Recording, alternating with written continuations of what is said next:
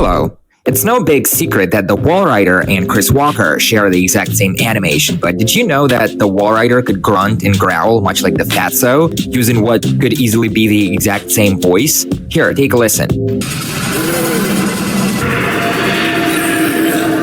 Now, I know, this one slips by you easily because, well, whenever the swarm shows up, you're too damn busy running for your life to stop and listen. But what if we found a safe place to observe? You want to dash up into the morphogenic engine control room with the swarm on your tail and stand behind the glass over here. Now, don't you worry your pretty little head about being followed through the open door. It won't happen. The Walrider is too damn dumb to do even that. And now kick back and enjoy the ride.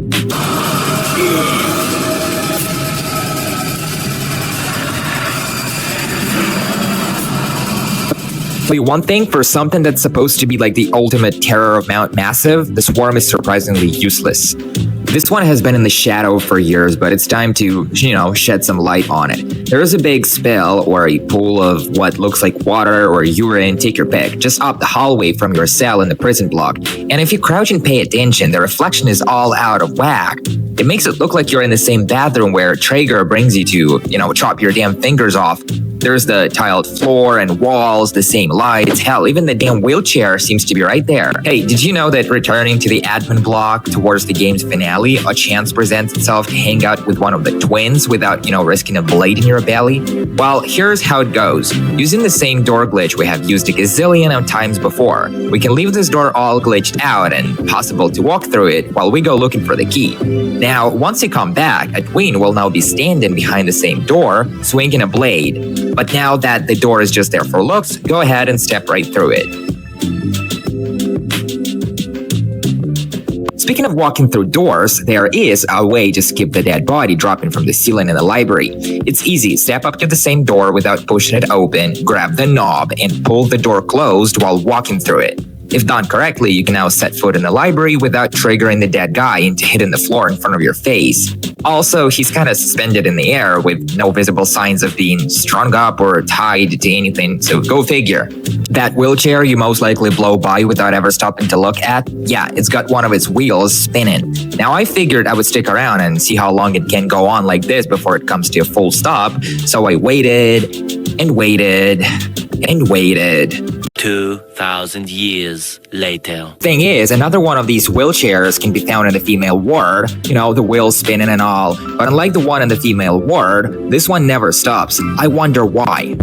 Look at this door in the admin block, and it is, for lack of a better term, your ticket to freedom after you've been thrown out of the window by Walker. You want to boost yourself on top of this door, then shimmy along the wall until you drop down into the courtyard. Now this part is easy. Now if you double all the way back to see if you can get away in that red Jeep of yours, you will find a few things are missing. For instance, Miles's press credential is no longer there, dangling behind the windshield. On more rare occasions, 2 steering wheels can be found there in place of just, the one you had pulling up to this place. Remember I said the Walrider was whack? Well, I meant every part of it. You can bust his balls so bad he'll freak out like crazy. For example, jumping across this gap in the catwalk and then jumping right back across might cause the Walrider lying in wait nearby to crash out and just stay there, swarming and fuming, all pissed off at me.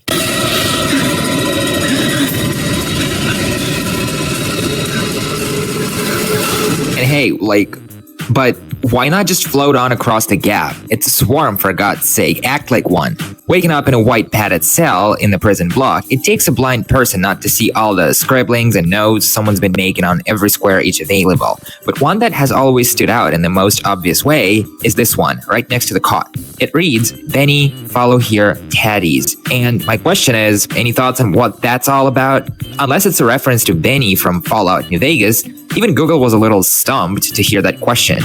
Rumor has it, and evidence has been piling up to suggest that Wernicke might just be into dudes. Nothing wrong with that if you ask me. The guy's old enough to swing any way he sees fit.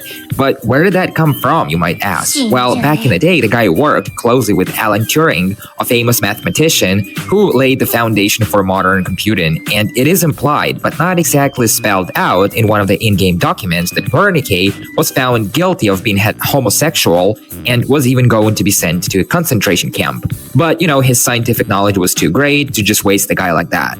so he was spared. And listen to the way his voice softens up when he mentions Alan. Poor Alan. He would weep to see what I've built from his dreams. Finally, in Outlast Trials, he says it pretty much loud and proud that, quote-unquote, heterosexual relationships are doomed to fail. So take that any way you damn well please, but I'm not easily convinced otherwise. Take that, huh?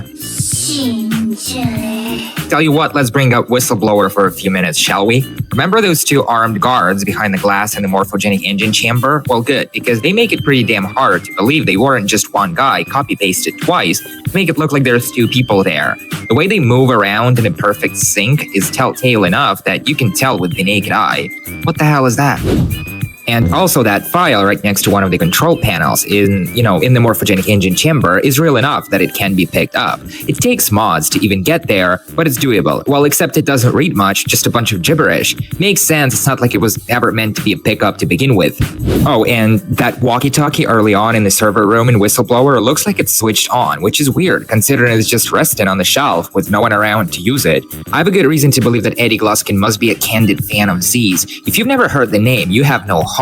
Because otherwise explain that time he came dashing up the stairs in the morphogenic engine chamber to strike the famous Z's pose in front of you while you watched him from behind the glass.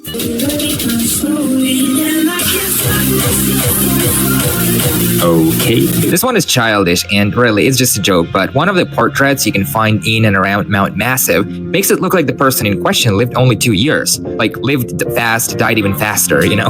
Alright, well, do you remember this guy, coming back into the admin block, back from the female ward? Well, he's gonna shut the door behind your back as soon as you set foot in the next area. Now try beating him to it and close the door yourself. In that case, he'll still make it look like he grabs the door to close it, even though it's already closed.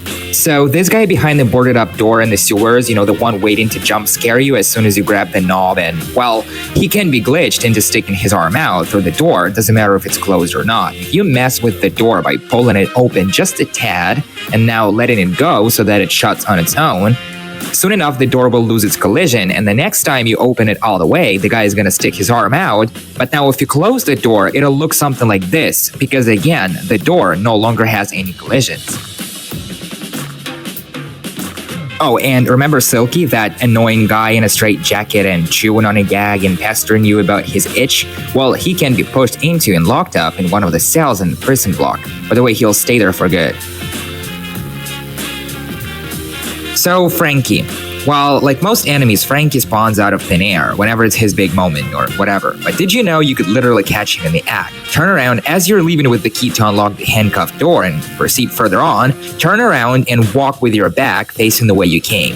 Eventually, Frankie will come spawning out of thin air just up the hallway you're facing. See that save-in? He'll just pop out of nowhere. Just like that. 3 seconds ago, he was nowhere to be found. Now suddenly he just warps into existence out of thin air. Lovely. Fucking lovely. Speaking of terrifying stuff, you think Eddie is creepy? Well, try Beta Eddie from the Outlast Whistleblower's February 27 prototype. It's kind of available on the web. Now, this Beta Eddie was legit terrifying. He could have easily given the real thing a good run for its money. This one is probably a little old, but did you know you could skip the whole Trager thing and keep your fingers to the very end of the game? So coming into the male ward, pull up into this air vent, now back up across the opening by spamming the button. It takes some practice to get the hang of it, but eventually you should be able to warp right across the opening without falling through. Now make your way up the air duct and along the wall, get on top of this spot, now aim all the way across the room. Jump and hop like there is no tomorrow, and if you're lucky, you will soon pop into that hallway leading up to the cafeteria that's on fire. And just like that, Trager is far behind, and we still have all our fingers.